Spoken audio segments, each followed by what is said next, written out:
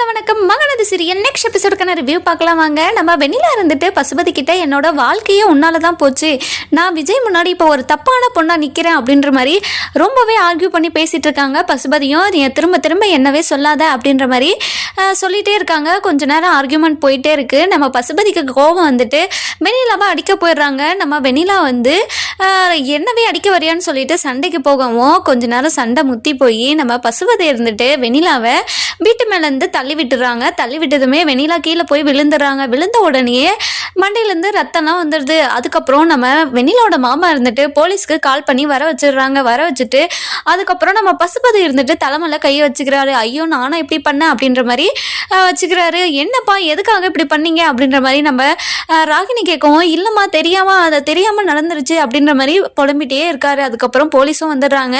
வந்த உடனே ஆம்புலன்ஸ்க்கும் கால் பண்ணுறாங்க. கால் பண்ணிவிட்டு வெண்ணிலா வந்து ஆம்புலன்ஸில் கூப்பிட்டு போகிறாங்க.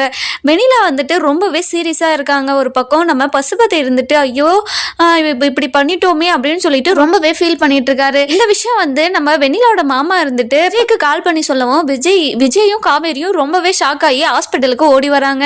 என்னாச்சு வெண்ணிலாவுக்கு என்ன ஆச்சுன்னு சொல்லிட்டு பதறி போய் ஓடி வராங்க. அதுக்கப்புறம் நம்ம வெண்ணிலாவோட மாமா இருந்துட்டு பசுபதியை ரொம்ப சண்டை போட்டு வெண்ணிலாவை கொலை பண்ண முயற்சி பண்ணிட்டான் அப்படின்ற மாதிரி சொல்லவும் பசுபதி இருந்துட்டு ரொம்பவே ஷாக் ஆயிடுறாரு. என்னன்னா கொலை பண்ண முயற்சி பண்ணனா உங்களுக்கே தெரியும்ல அங்கே என்ன நடந்துச்சுன்னு அப்படின்ற மாதிரி சொல்லவும் நீங்கள் தான் என் அக்கா பொண்ணை கொலை முயற்சி பண்ணீங்க அப்படின்ற மாதிரி சொல்லவும் அதுக்கப்புறம் நம்ம விஜய் இருந்துட்டு பசுபதி கிட்ட உன்னை பற்றி எனக்கு தெரியாதடா, நீ எந்த மாதிரி ஆளுன்னு எனக்கு தெரியும்டா அப்படின்ற மாதிரி சொல்லிடுறாங்க.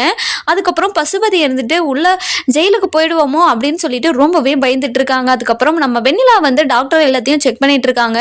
அதுக்கப்புறம் வெளியே வந்துட்டு வெண்ணிலாக்கு வந்து உடனடியாக ஆப்ரேஷன் பண்ணியே ஆகணும், ரொம்ப பிளட் வந்து லாஸ் ஆயிருக்கு அப்படின்ற மாதிரி சொல்லிடுறாங்க. அதுக்கப்புறம் நம்ம வெண்ணிலாவோட மாமா இருந்துட்டு ரொம்பவே ஷாக் ஆகிட்டு தம்பி எப்படியாவது என் அக்கா பொண்ணை காப்பாற்றி கொடுங்க தம்பி அப்படின்ற மாதிரி நம்ம விஜய் கிட்ட சொல்லவும் விஜய் இருந்துட்டு எவ்வளோ செலவானாலும் பரவாயில்ல நீங்கள் ஆப்ரேஷனை பண்ணுங்க அப்படின்ற மாதிரி டாக்டர்கிட்ட சொல்லிடுறாங்க. அதுக்கப்புறம் ஆப்ரேஷன் முடிஞ்சிருது. டாக்டர் வந்துட்டு இன்னும் ஒரு 3-4 ஹவர்ஸ்க்கு அப்புறம் தான் வெண்ணிலா வந்து உயிரோடு இருப்பாங்களா இருக்க மாட்டாங்களான்னு தெரியும் அப்படின்ற மாதிரி சொல்லிடுறாங்க. நம்ம வெண்ணிலாவோட மாமாக்கும் விஜய்க்கு காவேரிக்கும் ரொம்பவே வருத்தப்படுறாங்க. ஏன்னா வெண்ணிலா நல்லா இருக்கணும்னு நினச்சது விஜய் காவேரி இவங்க 2 பேருமே வெண்ணிலா நல்லா இருக்கணும்னு தான் நினச்சாங்க. ஆனால் வெண்ணிலாக்கு இப்படி ஆனதை நினச்சி ரொம்பவே ஃபீல் பண்ணிட்டு இருக்காங்க. ஒரு பக்கம் நம்ம ராகினியும் பசுபதியும் ரொம்பவே பயந்துட்டு இருக்காங்க.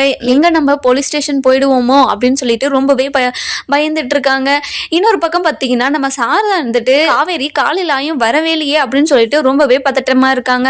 குமரன் கிட்ட என்ன தம்பி நீங்கள் காவேரி காலையில் வந்துருவான்னு சொன்னீங்க, இன்னுமே வரலையே அப்படின்ற மாதிரி கேட்கவும் அத்தை இருங்க அத்தை கண்டிப்பாக வந்துருவாங்க அப்படின்ற மாதிரி நம்ம குமரனும் சமாளிச்சுட்டே இருக்காரு. ஆனால் குமரனால் ரொம்ப நேரம் சமாளிக்க முடியல.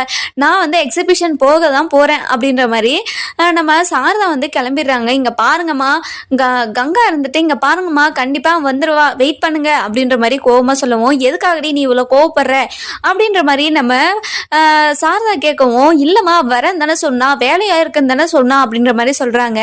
இன்னொரு பக்கம் பார்த்தீங்கன்னா நம்ம வெண்ணிலா பழைப்பாலாம் மாட்டாளான்னு சொல்லிட்டு பதட்டத்தில் இருக்காங்க. அதுக்கப்புறம் நம்ம தாத்தா பாட்டி இருந்துட்டு விஜய் கால் பண்ணி எங்கடா இருக்கா அப்படின்ற மாதிரி கேட்கவும் நம்ம விஜய் இருந்துட்டு வெண்ணிலாக்கு இப்படி ஆனதா சொல்கிறாங்க. நம்ம தாத்தாவும் பாட்டியும் ரொம்பவே ஷாக் ஆயிடுறாங்க. அதுக்கப்புறம் என்ன நம்ம வெண்ணிலா இருந்துட்டு உயிர் பொழைப்பாங்களா மாட்டாங்களான்னு சொல்லிட்டு நம்ம வர எபிசோட்ல பார்க்கலாம். இந்த வீடியோ உங்களுக்கு பிடிச்சிருந்தா லைக் பண்ணுங்க, சப்ஸ்கிரைப் பண்ணுங்க, மறக்காம பெல் ஐகானையும் கிளிக் பண்ணிக்கோங்க.